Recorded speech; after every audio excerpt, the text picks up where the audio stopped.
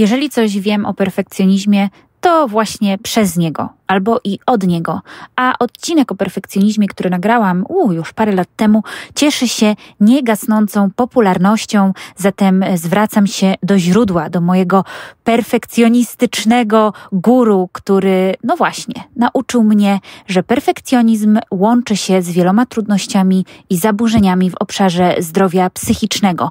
A okazja ku temu jest ważna, bo właśnie Gdańskie Wydawnictwo Psychologiczne, partner tego odcinka, wydał w języku polskim książkę pod tytułem Perfekcjonizm kliniczny pod redakcją naukową mojego dzisiejszego gościa. Jest to poradnik kierowany do specjalistów pracujących w obszarze zdrowia psychicznego, który bardzo, ale to bardzo serdecznie Wam polecam. Moim i Waszym dzisiejszym gościem jest profesor Eduardo Keegan. Bardzo się cieszę, że mieliśmy okazję spotkać się w Warszawie podczas konferencji psychoterapii poznawczo-behawioralnej. Ja nazywam się Joanna Gutral, jestem psycholożką i psychoterapeutką. No i cóż, zapraszam Was do wysłuchania tego odcinka, który powstał we współpracy z Gdańskim Wydawnictwem Psychologicznym, a książkę Perfekcjonizm kliniczny serio i bez ściemy polecam Wam bardzo, bardzo serdecznie. Działamy!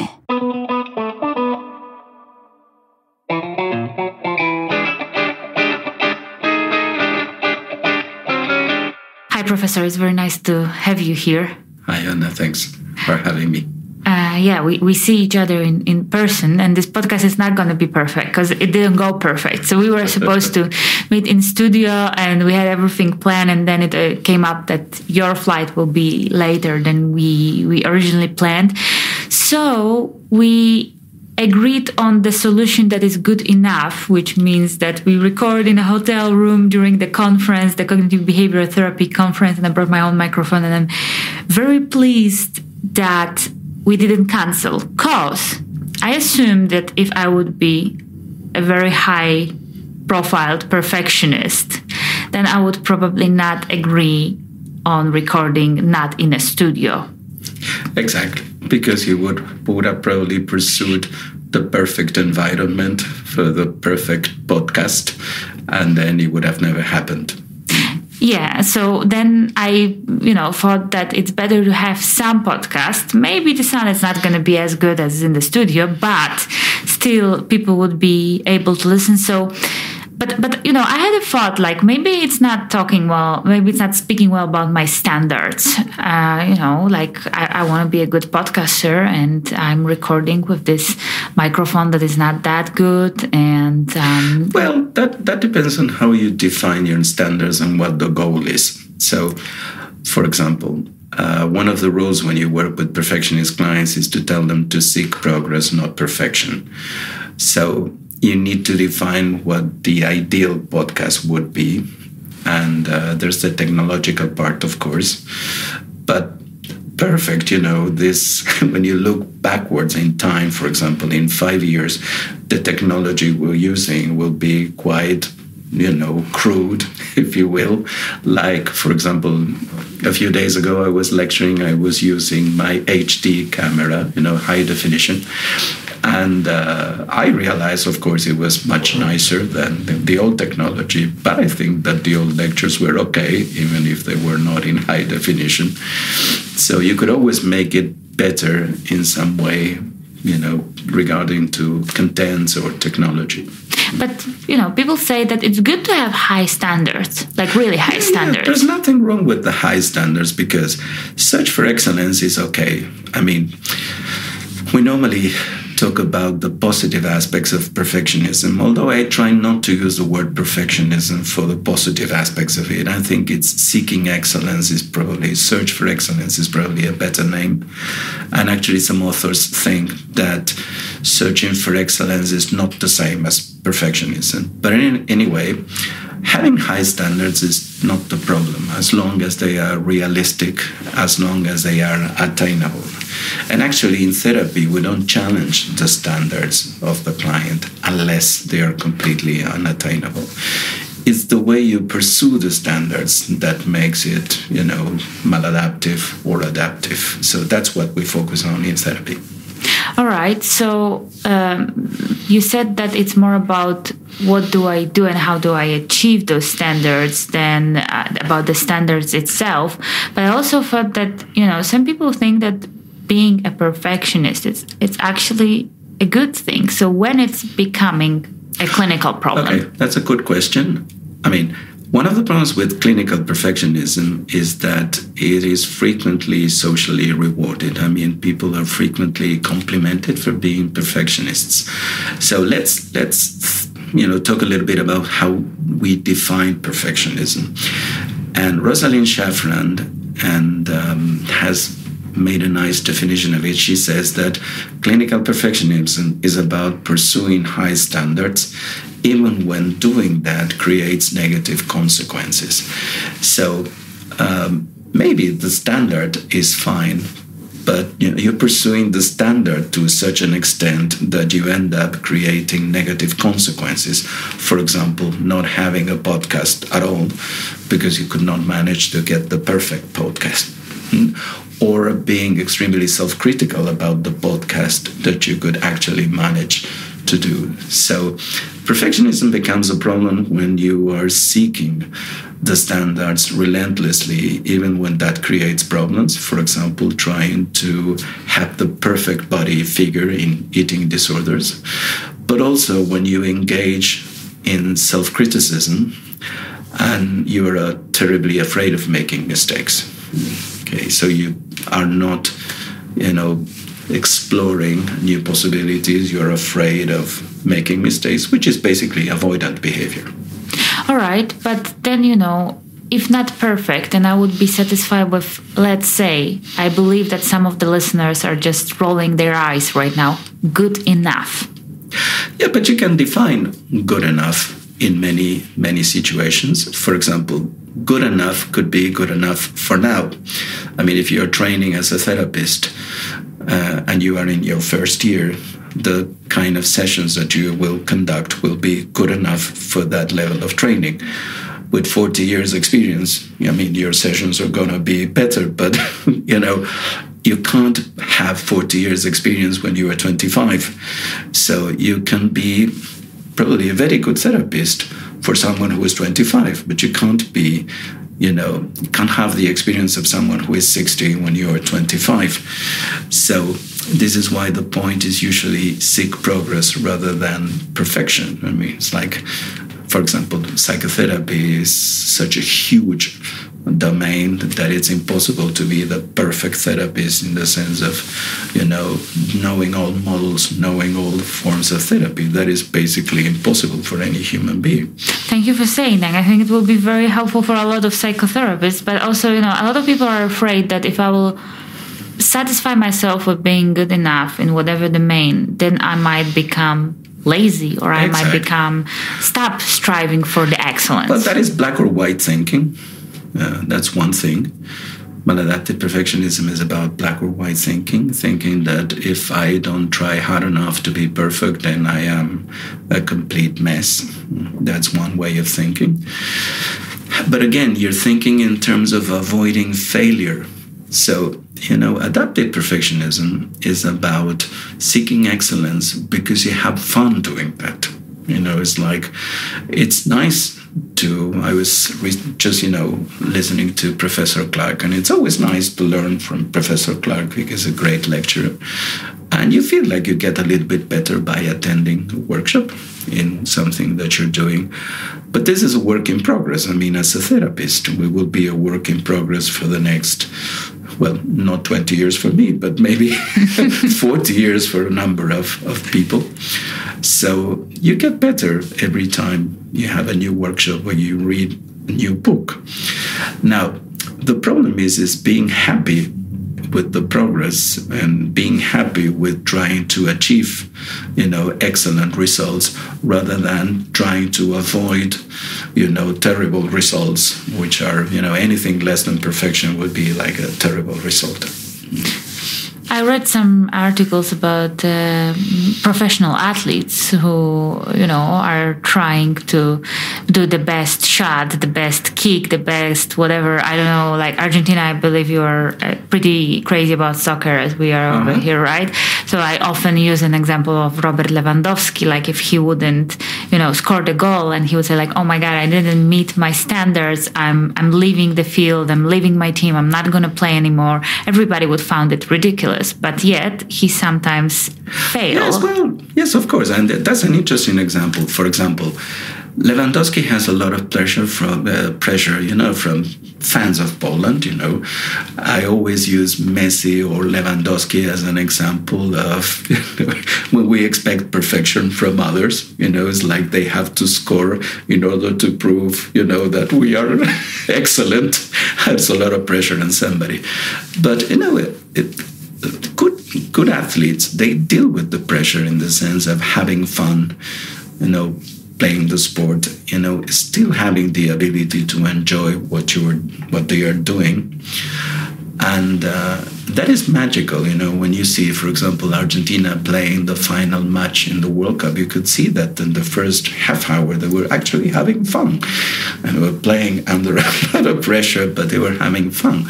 So I think adaptive perfectionism is about, knowing you're doing something difficult, knowing it's difficult to attain perfection because you have a very, very high standard, but just being happy with your performance, being happy with getting closer to your goals rather than thinking that attaining the goal is the only valid thing.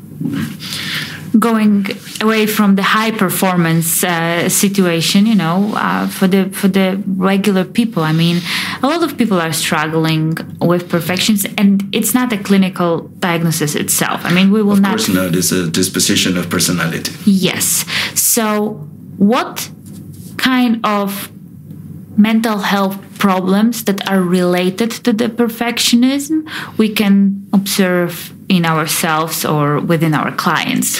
Well, one of the interesting things about perfectionism is actually a transdiagnostic process, meaning that it is a risk factor for a number of disorders, but it's also a maintaining factor for a number of disorders. And you see perfectionism working as a risk factor and a maintaining factor in eating disorders. Perfectionism plays a very important part in depression, in social anxiety, because these people think that only perfect social performance will, prevent them from looking foolish or silly. Of course, in OCD, because a lot of clients think that only the perfect execution of a ritual will prevent catastrophe. And in many other problems, obsessive-compulsive personality, of course. So when you work with perfectionism, although it's a disposition of personality, you can actually influence a great number of problems. But importantly, you may actually reduce the risk for relapse and recurrences in many disorders. In your book, Clinical Perfekcjonizm Kliniczny in Polish, published, it's a fresh book. It was just delivered here when we're recording. So if you guys haven't had a chance yet to check it out, you definitely should. There is a part dedicated for work burnout and perfectionism.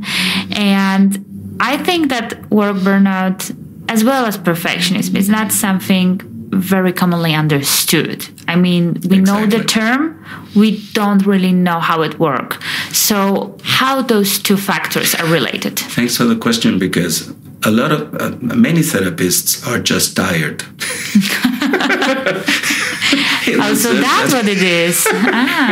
When you work with 10,000 clients, I was looking at Professor Popil's conference yesterday saying that some therapists were seeing 50 clients a week. Yeah. So that is not burnout. That is just, exhaustion. Being exhausted, yeah. Now, perfectionism makes you very, very tired and burnout for a number of things. First of all, because when you have clinical perfectionism, you're basically avoiding catastrophes. So, of course, you're aroused most of the time.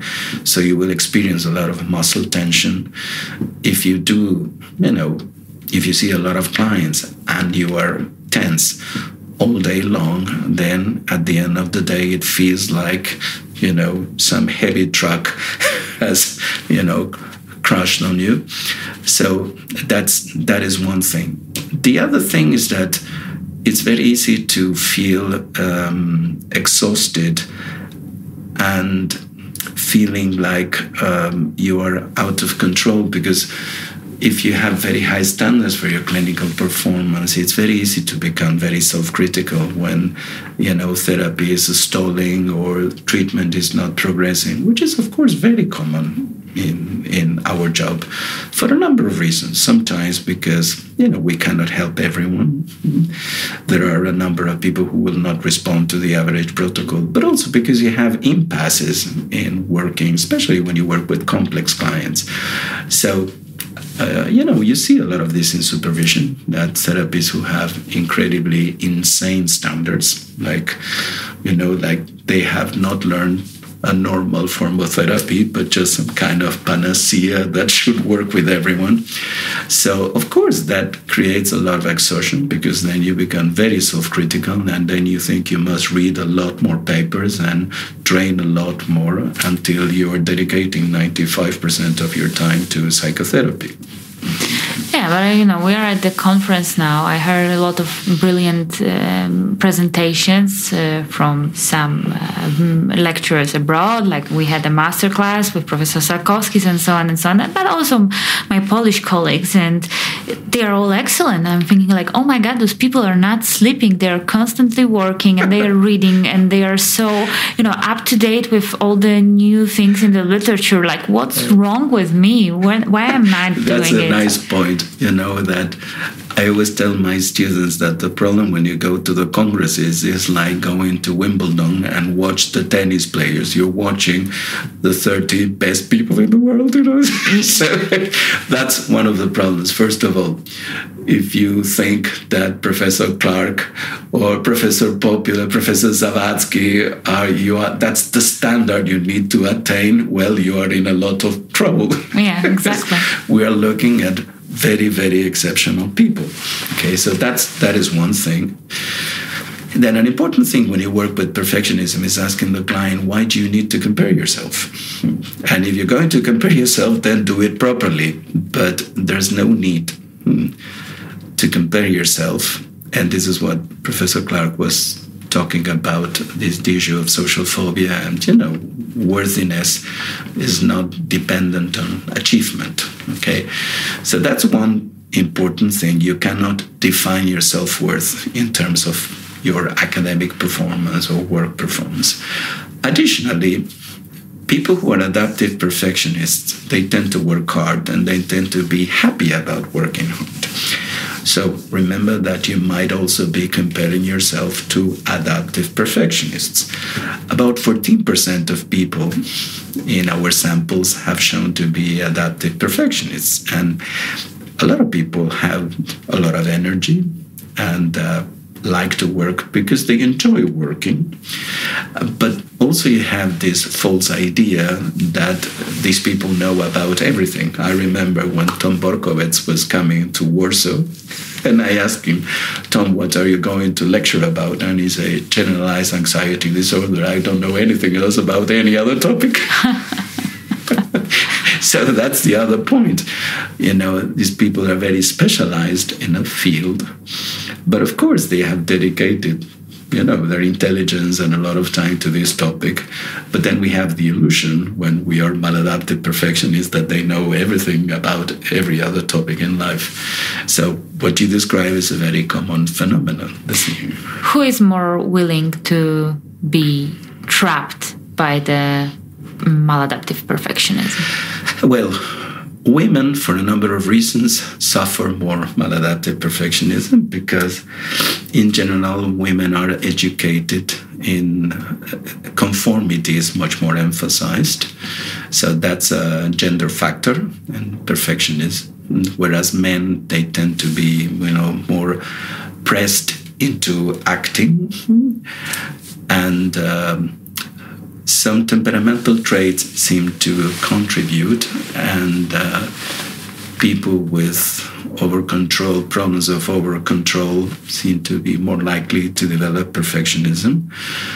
And there are certain experiences that might increase that. For example, if you are part of a very competitive culture in which performance is highly regarded, that increases the risk of developing perfectionism.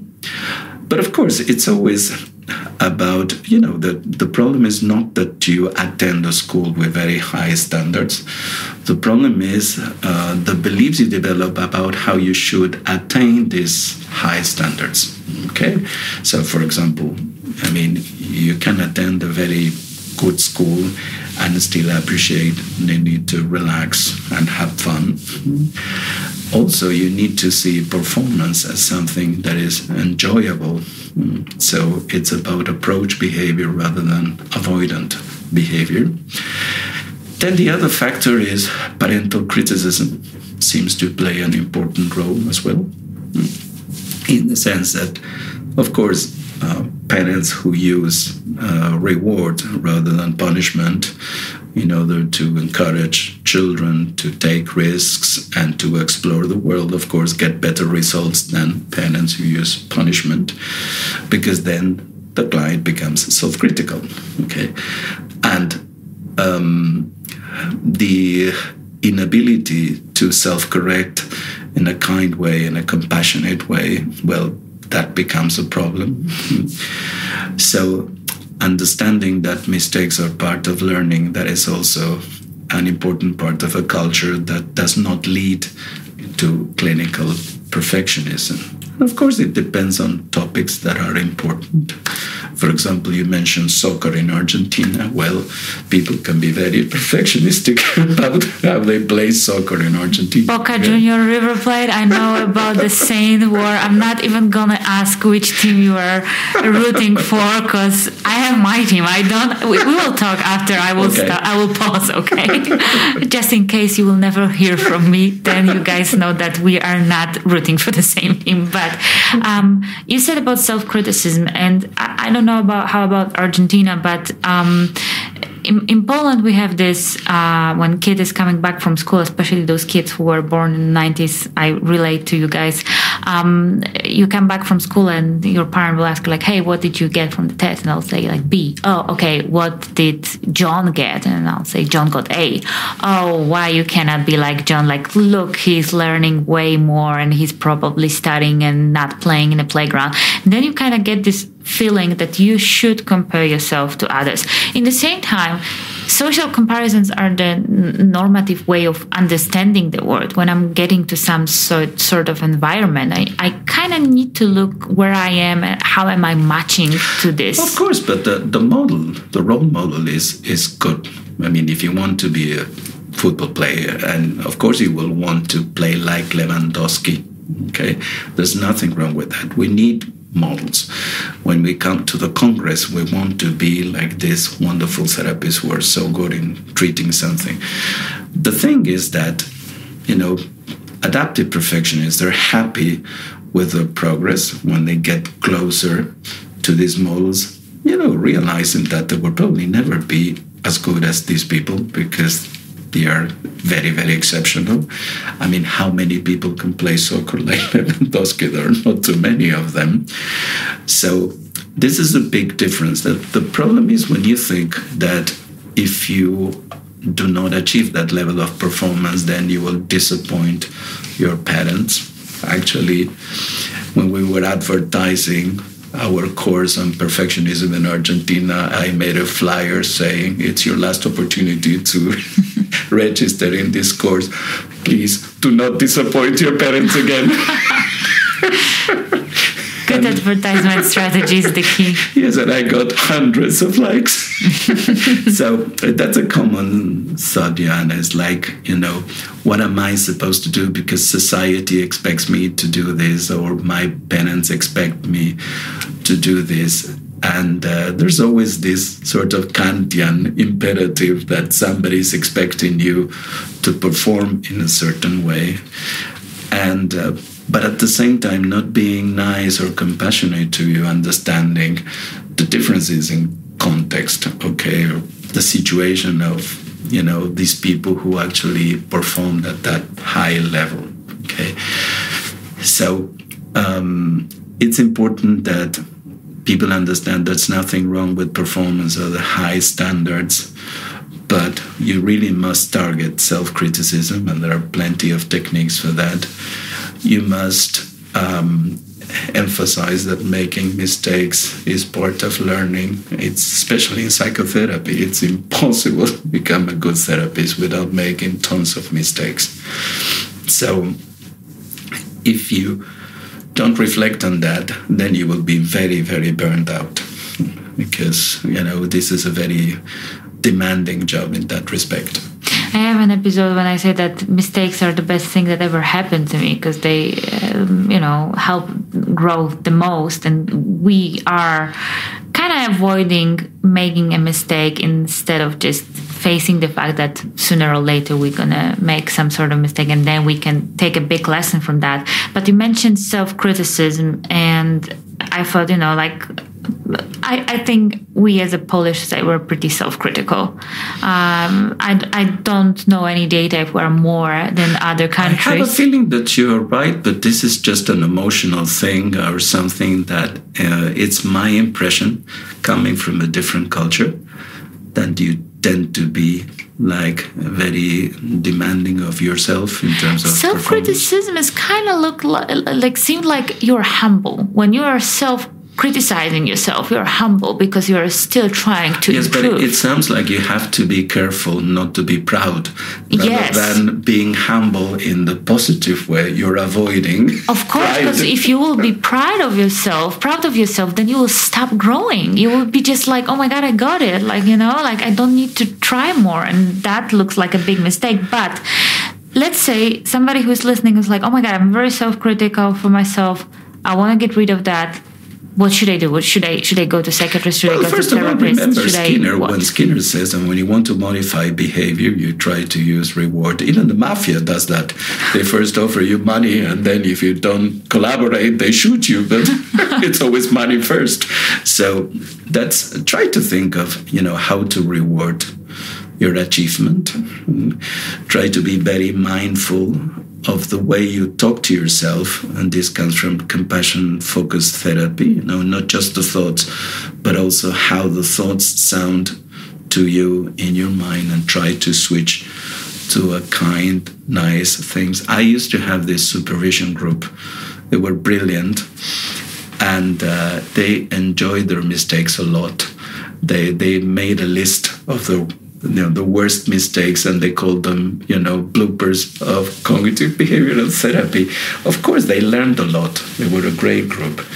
So laughing at mistakes and understanding that they are part of learning, that's a very important thing. Be careful with comparisons, and if you're going to compare yourself, try to be good at doing that, okay? So try to set some kind of progressive, targets rather than aiming at absolute perfection. For example, as a therapist, this is such a long career that you could say, well, in 5 years' time, I would like to do that. But resist the idea of, being Christine Padesky by next weekend, it's that sort of thing that we try to do. And be careful with your thoughts. Every time you go to a congress or to a very scientific presentation, you realize, as Socrates realized, that you don't know a thing. But this is the effect of interacting with someone who is a very good researcher. You have this feeling that there are oceans of knowledge there to be explored. But that is natural. And try to find a healthy example of achievement. Try to look for adaptive perfectionism for people who are good at the search for excellence. Okay, and don't think that success and pride come hand in hand. There are very successful people who are very humble. So sometimes I think in Catholic cultures there is this fear of that achievement will make you like a proud person and then you will never make it to heaven or something like that. And which is very Catholic. The Anglo-Saxons don't seem to think that way. But in that respect, Argentina and Poland are similar. But I think the emotion of guilt here is more prevalent. Yeah, you spent some time in Poland already. You know us pretty well, right? So it seems. I never presume to understand the other culture perfectly, but it seems to me that people here are really worried not to live up to certain standards, whether they are religious or social. And in general, that has this avoidant feeling. You know, you're trying not to do something or trying to avoid getting into trouble rather than, you know, exploring your potential and see where it gets you. And even if it's not going to be 100%, it's still better than nothing. We live with a strong social media usage. I mean, you know, most of people are using social media right now, and social media is a problem for perfectionism because, for example, media literacy was included in prevention of eating disorders because a lot of images about, you know, bodies in the media are completely distorted, you know, on purpose to, you know, present an ideal of perfection that, of course, is unrealistic. So that's one aspect. Then the culture of achievement and some social and political movements seem to have influenced perfectionism as well. There is this work by Curran and Hill who suggests that neoliberal political dominance may have increased perfectionism because it has increased in the last decades in the sense of individual achievement and, you know, a very competitive economy. Then you need to have like 2 doctorates in order to have a good salary, that sort of idea. You wrote a book for the clinicians, for the psychotherapists, Clinical Perfectionism by Gdańskie Wydawnictwo Psychologiczne. But what would you recommend for people who, after listening to this podcast, thought like, oh my God, it can be something about me? Well, I mean, people who are in this kind of training or in this kind of job are supposed to have high standards because otherwise you'll probably do some different kind of work. Okay. So first of all, university students tend to be, you know, perfectionists. A part of them are adaptive perfectionists and many of them are maladaptive perfectionists. So first of all, you can, if you want to treat yourself, there are some wonderful psychoeducational materials that you can use.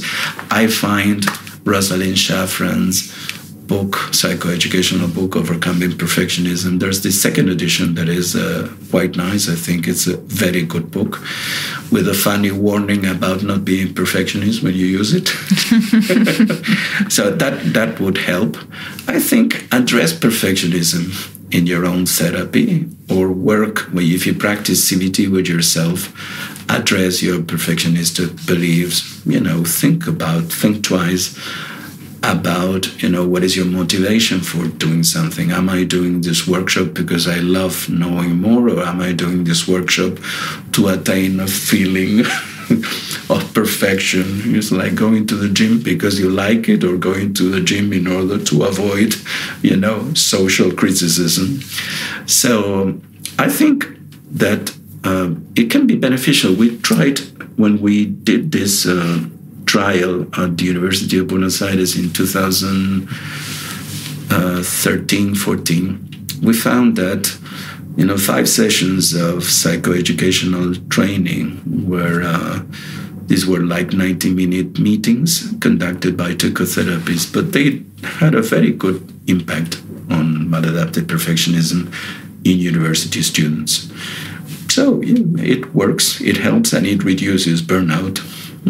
And I think that psychoeducation about perfectionism is really important, especially right now as we see that the perfectionism is becoming a bigger problem, also correlated with a lot of other things in the mental health area. Thank you for being with us. Thank you for your book. I really appreciate you participating in this not perfect, but yet good enough podcast. Moim i waszym gościem był profesor Eduardo Keegan. Thank you so much for being here. Thank you. A my słyszymy się już w kolejnym odcinku podcastu Gutral Gada. Za patronat nad tym odcinkiem dziękuję bardzo serdecznie gdańskiemu wydawnictwu psychologicznemu, publisherowi, czyli wydawcy mówiący w języku polskim. Jednak ten switch językowy sprawia, że mój perfekcjonizm opada coraz bardziej. Dziękujemy za wydanie książki Perfekcjonizm kliniczny, która właśnie jest książką autorstwa profesora Eduardo Keegana. Dziękuję bardzo i do usłyszenia w kolejnym odcinku podcastu Gutral Gada.